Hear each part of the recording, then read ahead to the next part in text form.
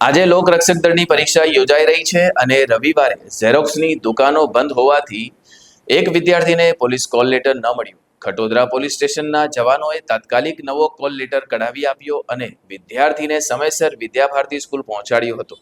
પોલીસની આ માનવતાભરી મદદની પ્રશંસા થઈ રહી છે. આજે રવિવાર હોવાથી શહેરની તમામ ઝેરોક્સની દુકાનો બંધ હતી. એવામાં લોકરક્ષક દળની પરીક્ષા આપનારને પોલીસ કોલ લેટર ન મળતા પરીક્ષા કેન્દ્ર પર પહોંચવામાં મુશ્કેલી ઊભી થઈ હતી. પરંતુ ખટોદરા પોલીસ સ્ટેશનના જવાનોએ તાત્કાલિક સંવેદનશીલતા દાખવતા વિદ્યાર્થી માટે નવો પોલીસ કોલ લેટર કઢાવી આપ્યો અને તેને સમયસર વિદ્યાભારતી સ્કૂલ પહોંચાડી દીધો હતો. પરીક્ષા ઇચ્છુકના માતા પિતાએ પોલીસની આ માનવતાભરી મદદ માટે આભાર વ્યક્ત કર્યો છે. સ્થાનિક લોકોએ પણ પોલીસના આ પ્રશંસનીય કાર્યની ભારપૂર્વક પ્રશંસા કરી છે.